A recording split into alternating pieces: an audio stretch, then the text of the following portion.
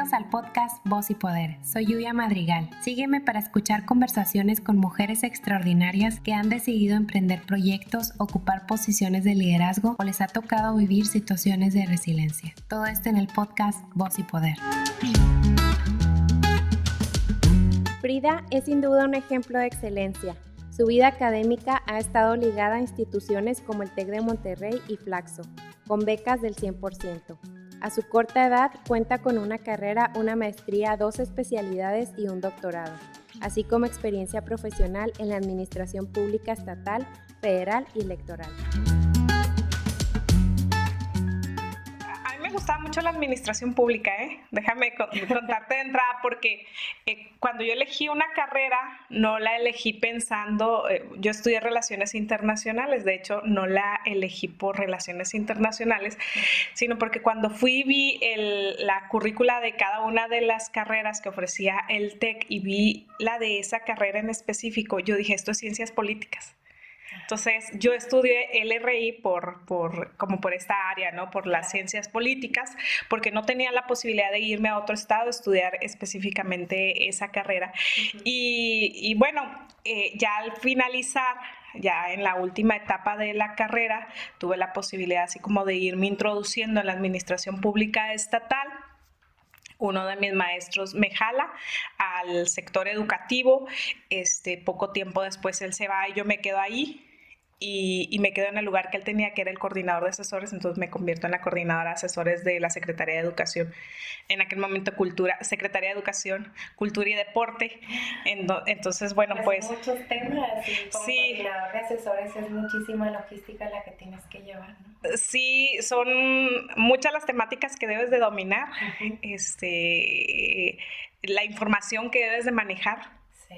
Yo creo que me hice experta en el manejo de información porque pues finalmente en esa área es un área pues todóloga, ¿no? Sí.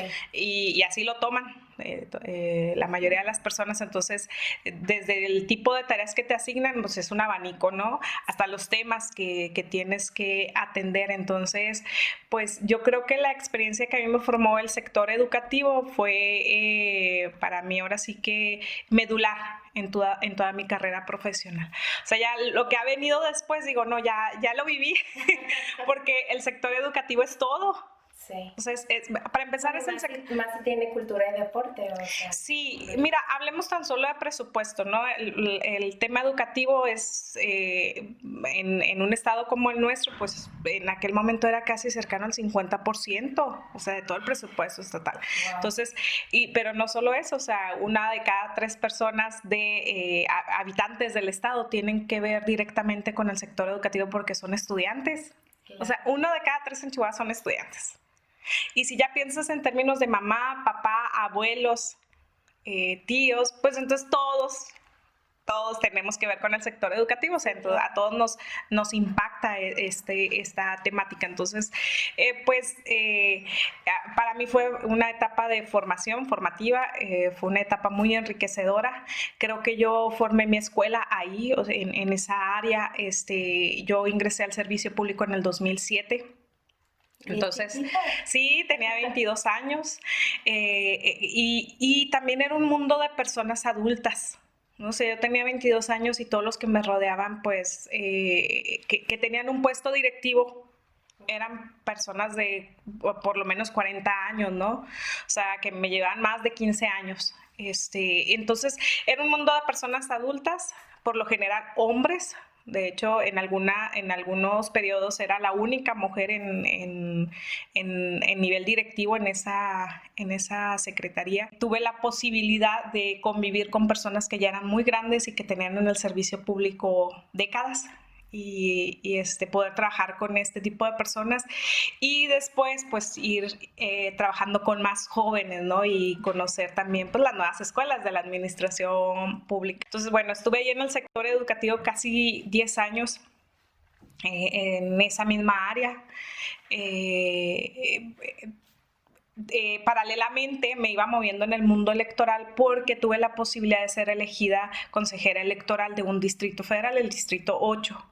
¿Cómo funciona exactamente eso? O sea, ¿cómo puedes decir, me eligieron o tú llegas o cómo funciona?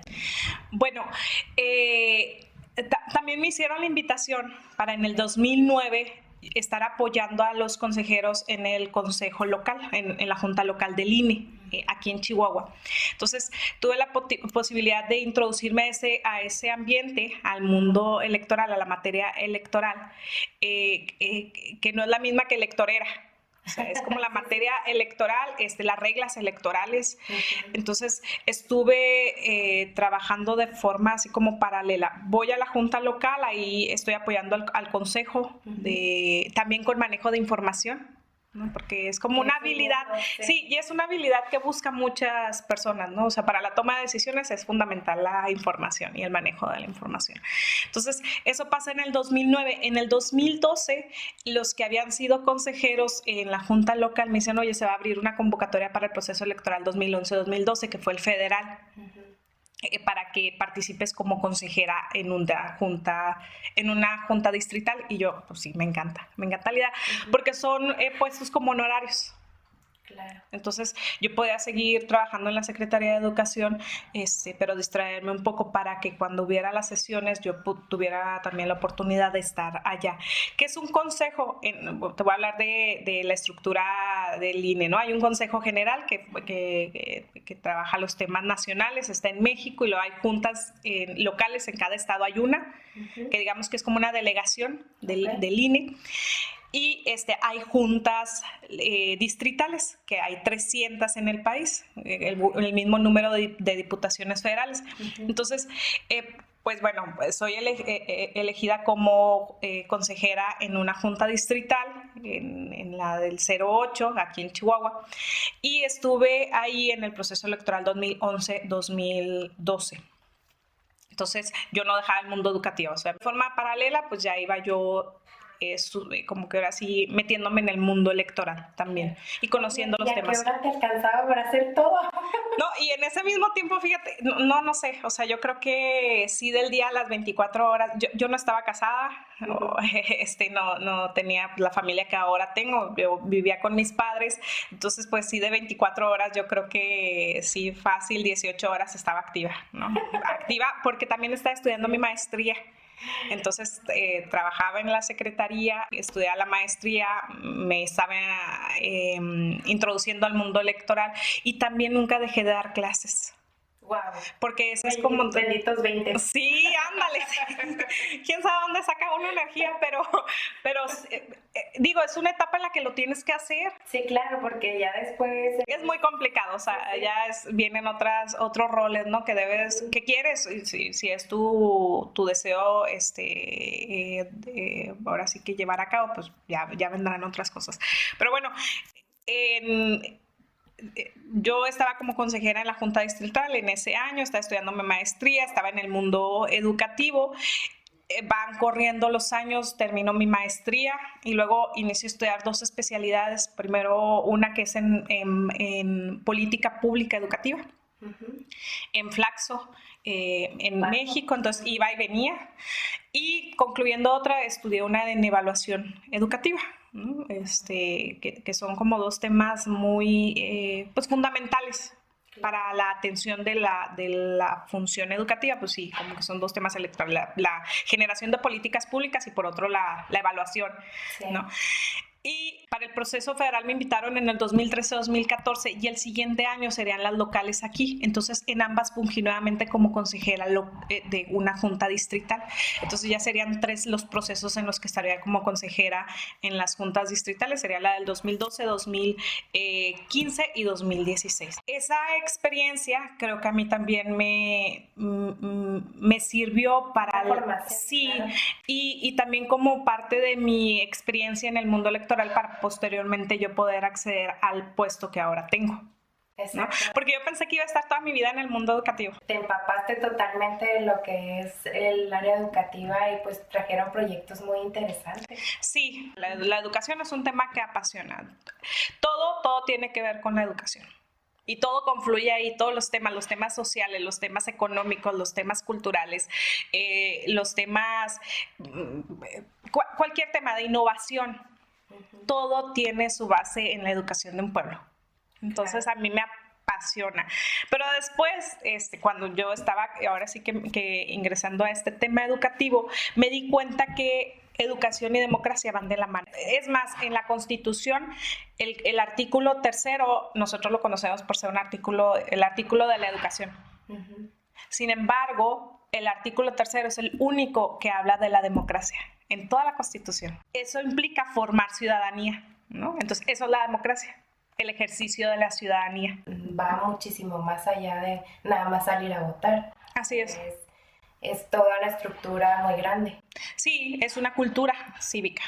O sea, el votar es solo una de sus manifestaciones, pero la democracia es toda una cultura, una forma de vida. De hecho, así dice el artículo 3º. Quizá eso es la gran causal de las problemáticas que enfrentamos como país. Sí. O sea, que no se nos haya formado para vivir en ciudadanía. Sí, totalmente, porque bueno, pues tenemos datos, no sé, de hace muchos años, recuerdo, ¿no? Latinobarómetro, que la percepción en general de la población latinoamericana era que prefería, en vez de una democracia, preferían una dictadura mientras hubiera orden, ¿no? Así es, y de hecho esos indicadores van creciendo, ¿eh? O sea, los mismos del Latinobarómetro van indicando que cada vez es mayor el porcentaje de mexicanos que creen que sería aceptable una dictadura antes que una democracia. Y eso es muy lamentable, porque nos habla de un desconocimiento de la democracia y sus ventajas. Eso es una. Y dos, no puedo amar algo que yo no vivo. Sí, que desconozco. O sea, podemos decir que vivimos en una democracia, pero elegir a nuestros representantes no es la democracia. O volvemos al punto. La democracia es una forma de vida en donde todas y todos participamos. Pero si no participamos, pues esto no es una democracia. O sea, alguien más está eligiendo por mí, alguien que ya ni siquiera me representa, porque ¿cuántos votamos? El porcentaje es muy bajo el porcentaje de votación. Ahora en la posibilidad que tengo de ser consejera electoral en el IE, que ahorita voy a decir cómo llegué, sí, pero apenas iba a ser contigo, sí, cómo fue el salto, ¿no? De educación ahora sí que al Instituto Estatal Electoral, pero para no perder la idea, sí creo que educación es fundamental para el ejercicio de la democracia. Claro. Y esas han sido como mis líneas en mi ejercicio o en mi función actual como consejera electoral, ¿no? De hecho, yo voy porque no sea un instituto estatal electoral, sino que sea un instituto estatal de participación ciudadana. Porque la participación ciudadana atiende a la electoral, pero atiende otras formas de la participación que nadie está atendiendo. Entonces es como una forma más holística de ver a la participación ciudadana. Pero bueno, me quedé en la parte en donde pues seguía en el mundo educativo. Ya había sido consejera en una junta distrital del INE por tercera ocasión. Y bueno, en el año 2016 yo salgo del sector educativo. Hay un cambio de administración, yo tenía un puesto directivo, era obvio, ¿no? El cambio, y también me parece que es sano, o sea, para una administración este tipo de cambios. Y me voy por un tiempo muy breve, pero muy simbólico, a una organización ciudadana que se llama Mukira, que atiende temas pues de mujeres, de jóvenes, personas indígenas. Entonces trabajamos un proyecto en particular que era un modelo de Naciones Unidas para jóvenes de algunos estados de la República, sobre todo de la zona centro, pero organizado desde acá, desde Chihuahua, y desarrollado allá en la Ciudad de México. Y yo fui invitada para trabajar en ese proyecto porque en la carrera había tenido la posibilidad de ser secretaria general del modelo de Naciones Unidas, ¿no? De ahí del Tecnológico de Monterrey. Pues fíjate, ¿no? Cómo se van sí, y cómo te sirve todo al final de cuentas, ¿no? O sea, ni siquiera a ti, a los que te rodean, ¿no? Vas a tener también la oportunidad de ponerlo en práctica. Sí, porque muchas veces es para qué estudié esto en la carrera, pero la verdad es que fue una formación, ¿no? O sea, sí, y bueno, y esas compañeras con las que coincidí en Mukira, ellas se movían en otras organizaciones, entonces, si bien yo ya había tenido la posibilidad también de tener contacto con algunas organizaciones, pues ahora que voy a Mukira, o sea, en ese tiempo en Mukira, pues ya hay como... ahora sí, más centrado en ese tema mi trabajo, ¿no? Y ¿cuánta gente lograron reunir para ese modelo? Ay, eso fue en el 2017, fueron como unos 80 jóvenes de varios estados de la República. Fue un modelo que estaba limitado su acceso, era una convocatoria un tanto restringida, es un modelo que era un proyecto no de Mukira, sino un proyecto al que Mukira accedió, pero que lo estaba patrocinando, que lo había diseñado la Embajada de Estados Unidos en México. Entonces, pues fue un proyecto muy, muy padre, ¿no? Y recibo la invitación para irme a trabajar a la Ciudad de México, como coordinadora de asesores en la Dirección General del ISSSTE. No me fui inmediatamente, uno porque tenía un compromiso que era sacar avante este proyecto del modelo, y dos porque estaba embarazada. Entonces yo ya me había casado en el año 2015. Sí. La dinámica ya es muy distinta, ¿no? O sea, aquí en provincia en ocasiones en gobierno salen 3 de la tarde, poco más tarde, o 5, dependiendo de los puestos, a veces me imagino más tarde. Pero ya en Ciudad de México es de 9, 10, 11 de la noche. Sí, bueno, en la Secretaría de Educación también era un trabajo... Claro, tenía la mitad del presupuesto. Sí, no había mucho trabajo, ¿no? Y muchas veces me quedé en la Secretaría, ¿no? Trabajando toda la noche, o sea, ya ahí amanecíamos.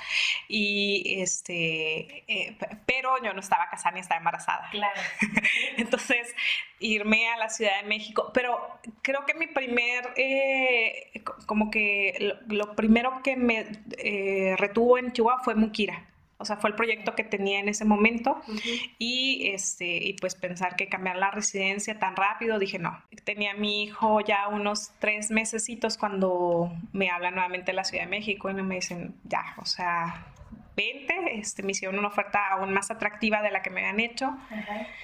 Y pues yo lo veía como una posibilidad. Nunca he sentido que mi familia, hablando de mi esposo y de mis hijos, sean una limitación para mi desarrollo profesional. Nunca lo he visto así.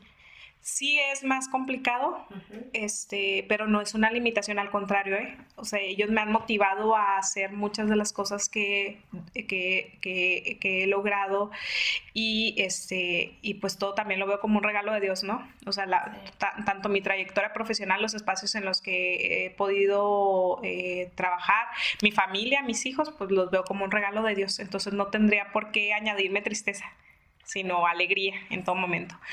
Y lo platiqué con mi esposo porque sabía que debía ser una decisión de pareja, de un proyecto de familia. Sí, totalmente, era moverse toda la familia. Sí, porque él estaba muy chiquito, porque nosotros teníamos 2 años de casados y porque pues no era ir a otra ciudad cercana, ¿no? Sino irnos a la capital del país. Y él me dijo, adelante, o sea, vamos a irnos, voy a buscar yo también trabajar allá.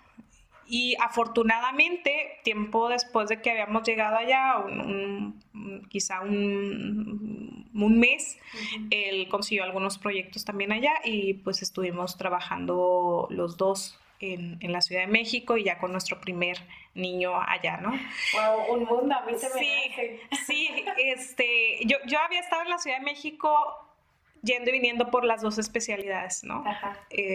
Conocí a la Ciudad de México, a mí... sin embargo, no me atraía para vivir ahí. Sí, porque es una ciudad difícil. Estuve yo 2 años allá y es difícil, y no me imagino cómo habría sido todavía sumándole bebé y esposo. Así es, sobre todo mi hijo, ¿no? Mi esposo y yo deseábamos mucho a nuestro primer niño, y queríamos como que vivir la maternidad por mi lado y la paternidad por lado de él, pues de manera plena, y allá no se podía. No se podía porque, como tú lo acabas de decir, pues yo salía de la casa a las 7 de la mañana por el tráfico, Sí. para alcanzar a estar en la oficina a 8:30, 9, ¿no? Ajá. A veces llegaba hasta las 10 de la mañana, pero salía a las 7, o sea, a la misma hora. Y llegaba a la casa, pues llegué a recalar a las 11 de la noche, ¿no? Y eso que procuraba salirme temprano o llevarme trabajo a la casa. Entonces había días que no veía al niño. Y eso pues no me agradaba del todo, no me sentía del todo plena. O sea, yo quería un trabajo en donde pudiera compaginar Las dos cosas. así, o sea, mi familia y mi vida profesional.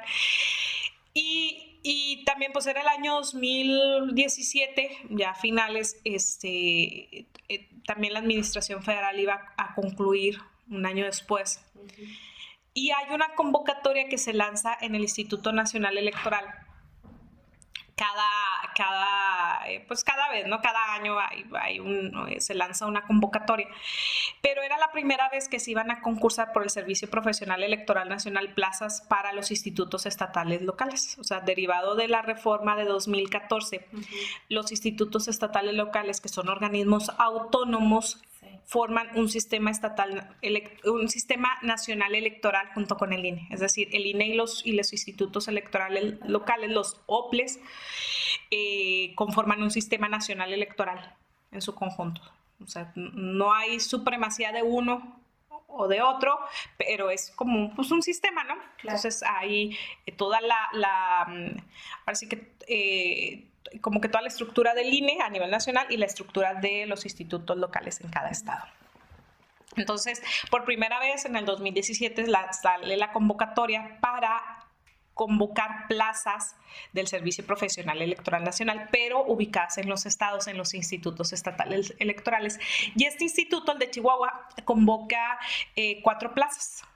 Educación cívica, participación ciudadana y 2 en el área de organización electoral. Cuando yo veo las plazas, digo, me encantan 2, educación cívica y participación ciudadana. Uh-huh. Entonces, concurso para las plazas, tuve la oportunidad también de quedar en el primer lugar en ambas. Entonces, eso me encanta. Fue un proceso muy complicado porque los procesos para las plazas es un examen de Ceneval y luego después del examen Ceneval es una competencia con tu currículo y cuánta experiencia traes en varios temas y luego después de eso viene una entrevista con los consejeros, ¿no? Entonces es un proceso de muchos meses, es un proceso muy arduo, el examen es muy pesado porque trae temas electorales que valen, si no mal recuerdo, el 60%, y el 40% son temas de matemáticas y de pues como de redacción o comprensión lectora, pero bueno, pues tú conoces los exámenes Ceneval. Uh-huh. Las matemáticas es desde álgebra y derivadas y estadística y, o sea, son temas complejos. Cosas que ya en la carrera pues no las vamos a saber, ¿no? Ajá, y el tema electoral ya es muy especializado. Entonces son muchos meses no solo de preparación, sino los meses del mismo proceso de selección. Entonces, cuando nosotros nos fuimos a la Ciudad de México, ya habían salido los resultados de los exámenes y veo que me quedo en el primer lugar y aún así, o sea, yo se lo comenté a la persona que me está invitando a la Ciudad de México, uh-huh. Le digo, si quisiera tener la posibilidad de venir a las entrevistas y cumplir como que terminar ese proceso, ¿no? Uh-huh. Entonces, no, sí, vente, me voy a México y en ese inter yo estoy viniendo a Chihuahua para las entrevistas y todo, ¿no? Uh-huh. Entonces salen los resultados para finales de octubre y finalmente me eligen para la coordinación de participación ciudadana en el Instituto Estatal Electoral. Y le digo a mi esposo que nos regresamos, pues dijo, sí, nos regresamos. Entonces nos regresamos los dos, él también concursa para un puesto en el Poder Judicial, también él puede acceder, yo ingreso en el IE en noviembre, él ingresa en enero ya en el Poder Judicial y pues los dos empezamos a trabajar en áreas que nos gustan, ¿no? Yo en participación ciudadana y en temas del Poder Judicial.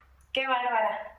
Me encanta el mujerón que tengo aquí enfrente, en primer lugar en todo y... Anda, ¿no? Pues bueno. Y es difícil, o sea, llevar como una familia tener a tu hijo y tener a tu esposo también, pues es mucho de trabajo en equipo finalmente. Sí, es toma de decisiones, y también me considero una persona de fe. O sea, y eso ha sido medular en mi vida. Desde que ingresé a la carrera, cuando yo ingresé a gobierno del estado, las posibilidades que tuve de estudiar posteriores. Mira, tan solo mi carrera, en el TEC de Monterrey yo tuve una beca del 100%. No hubiera podido estudiar en el TEC de Monterrey sin beca. Ni siquiera con una beca del 90%, porque primero me ofreció una beca del 90%. O sea, yo no hubiera tenido la posibilidad de estudiar ahí. Entonces fue una beca del 100% la que me ofrecieron después. Mi maestría fue totalmente pagada, mis 2 especialidades fueron totalmente pagadas, mi doctorado tuve una beca del 100%. Entonces, y los trabajos en los que he accedido nunca me he aferrado a trabajar en alguna parte, lo pongo siempre en las manos de Dios. Sí, es un proceso de preparación y de estudio. Al final es la recompensa de mucho esfuerzo, pero también lo veo como así también ha sido la mano de Dios, ¿no? La que va conduciendo mi vida, y en eso estoy muy agradecida, ¿no? Por todo lo que he tenido la posibilidad de tener, de trabajar y sobre todo mi familia. Entonces, volviendo al tema electoral, pues ingreso al Instituto Estatal Electoral a finales de 2017. ¿Cuánto duraste en Ciudad de México? Muy poco, 4 meses, más o menos, 4 o 5 meses estuve allá. Y pues empiezo a trabajar yo con el diseño de todas las actividades que el Instituto Estatal Electoral desarrollaría en esta materia. Entonces, de ser operativa a ser parte del consejo, la toma de decisiones, ahora sí que el órgano máximo de dirección del instituto, pues yo lo veía como un tanto lejano, ¿no? Yo decía, no, creo que todavía me falta como que cumplir una etapa aquí como coordinadora de participación ciudadana. Pero digo, bueno, vamos a ver, ¿no? ¿Qué pasa? Y no me aferré. O sea, quizá en la anterior plaza en la que había yo concursado para coordinadora de participación ciudadana, en esa yo sí quería trabajar en el instituto, trabajar ese tema, volver a Chihuahua, o más bien tener algo en Chihuahua fijo. Y acá no. O sea, acá no había como esa necesidad, ¿no? O ese anhelo por ocupar esa plaza. Entonces, digamos que para el examen aún quizá no le puse el mismo interés que para el primero, pero afortunadamente me fue muy bien.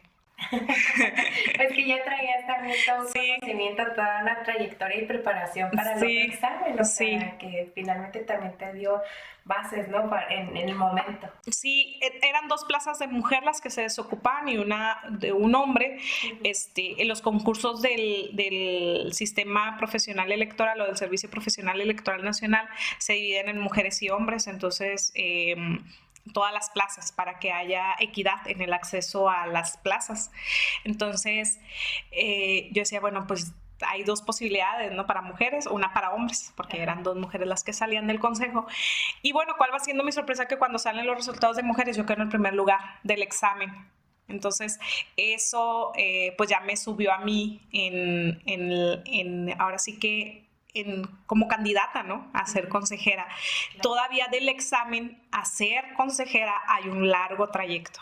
O sea, todo el proceso dura 8 meses de selección. El examen es lo más complejo, porque es el primer filtro y el más complicado, porque ahí dices, ¿sabes o no sabes? ¿No? Lo recuerdo de forma muy especial esa etapa, porque cuando yo tuve que comprar mi boleto para irme a la Ciudad de México, el boleto de avión, recuerdo que era la última semana en la que yo podía volar. O sea, yo ya no podía, o sea, si la entrevista hubiera sido una semana después, yo ya no hubiera podido volar para ir a la entrevista, porque ya estaba a punto de dar a luz, ¿no? Entonces voy a la Ciudad de México, sí, me entrevistan, sí fueron días difíciles, ¿no? El viaje, mi embarazo, la presión de aquí de Chihuahua y la presión de allá de México, porque pues finalmente es como toda una esfera pública la que se mueve alrededor de la selección de esas posiciones. Ajá. Por el nivel de toma de decisiones al que vas a acceder. Entonces, regreso y unos 15, 20 días después saldrían los resultados y bueno, pues sorpresa, ¿no? O sea, sesionan en México, me eligen a una compañera y a un compañero y a mí, a los 3 nos eligen, y pues en noviembre, primeros de noviembre, estaría yo tomando protesta, ¿no? Aquí ya en Chihuahua como consejera electoral del Instituto ¿Y tu hijo ya Estatal. había nacido? ¿No había nacido? No, él nace un mes después. Justo un mes después, pero sí, finalmente pues ahí estoy como consejera electoral en el Instituto Estatal Electoral, que es un organismo autónomo. Ha habido varias iniciativas últimamente por desaparecer a los institutos electorales locales. Me parece que sería un error. Los institutos estatales electorales organizan las elecciones de los estados, o sea, nosotros vivimos en una república federal, que un estado en donde los estados son soberanos y autónomos finalmente, y que un estado no pueda organizar sus propias elecciones, o sea, que ya un estado no tenga esa atribución o esa capacidad de organizar tus elecciones y que te los organicen desde el centro del país, es una amenaza a la República Federal. Es una amenaza totalmente. Entonces, me parece que la labor que realiza el Instituto Estatal Electoral es fundamental en la vida política y democrática del Estado. También considero que las funciones del instituto deben de transitar hacia actividades más amplias en materia de participación ciudadana, porque las dinámicas del mundo, la dinámica mundial, las nuevas ideas de participación y de cómo la participación garantiza el bienestar de una población, o sea, solo se pueden llevar a cabo desde lo local. O sea, desde cada comunidad, con reglas propias, como en este caso que tenemos una ley estatal de participación ciudadana. Entonces, creo que hay mucho trabajo por hacer. Me considero afortunada de ser consejera electoral porque el órgano máximo de dirección de ese instituto, pues lo conforma un grupo, un colegiado de 7 consejeros y consejeras. Tomamos las decisiones de manera independiente, cada quien trae su mundo en su cabeza y bueno, pues al final del día tenemos que sentarnos y dialogar, negociar a veces, poner argumentos sobre la mesa, votar y a veces no estar de acuerdo y aún así pues gana la mayoría, ¿no? Sí. Pero cada quien tuvo la posibilidad de exponer sus argumentos. Entonces, así se toman decisiones en el Instituto Estatal Electoral. Somos al final también del día el árbitro. Claro, y yo creo que muchas veces se pierde como ciudadano todo el trabajo que hay detrás dentro de una institución y el papel tan importante de los funcionarios de carrera. Sí. Porque generalmente los ciudadanos creemos que está ahí porque alguien lo puso, ¿no? No se conoce todo el trabajo que hay detrás que el funcionario tiene que tener en cuanto a preparación académica, preparación de todos los sentidos, ¿no? O sea, tú misma ahorita no lo explicaste, o sea, todo lo que te tuviste que preparar. Sí. Y lo importante que es el papel de ustedes para que esto funcione. Sí, la verdad es que en el mundo electoral el servidor público del tema electoral es una persona muy profesionalizada, yo creo como ningún otro en el país. De hecho, el Servicio Profesional Electoral Nacional funciona, es más eficaz y eficiente que el servicio de carrera, ¿no? Y aunque el servicio de exterior mexicano. Sí, porque ahorita todo lo que me estabas diciendo siento que es muchísimo más, ¿no? Sí, y no solo eso, o sea, el servicio, el integrante o el miembro del Servicio Profesional Electoral Nacional tiene que estarse capacitando todo el año.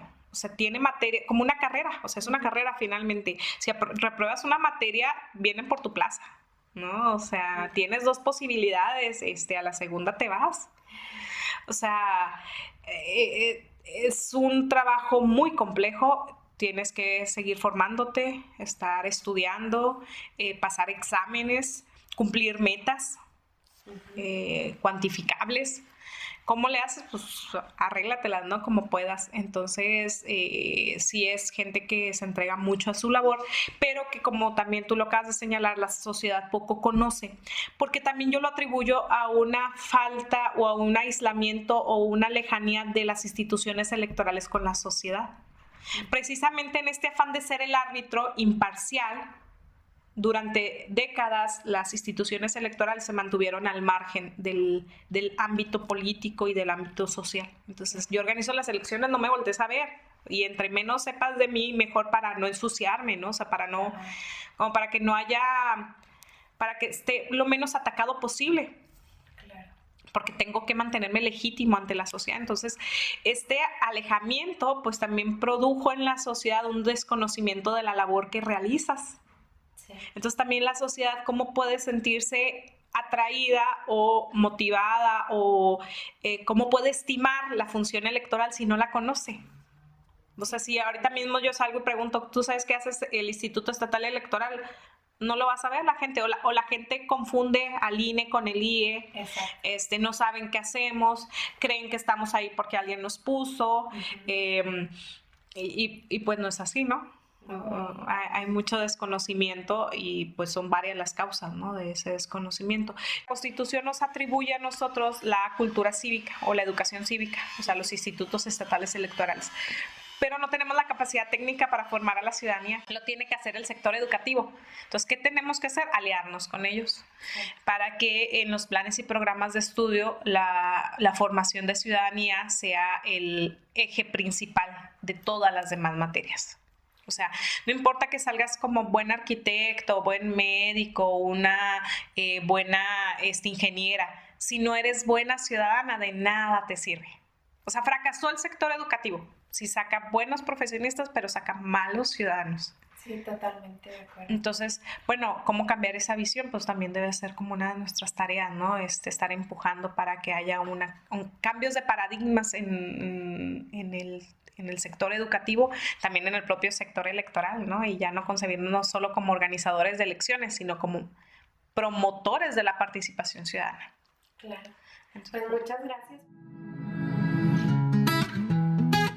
Si te gustó este episodio, te invito a suscribirte al podcast Voz y Poder en YouTube y en Spotify. Compártelo con tus amigos y en tus redes sociales. Para un nuevo podcast como el mío, tus comentarios son muy valiosos. Escríbeme.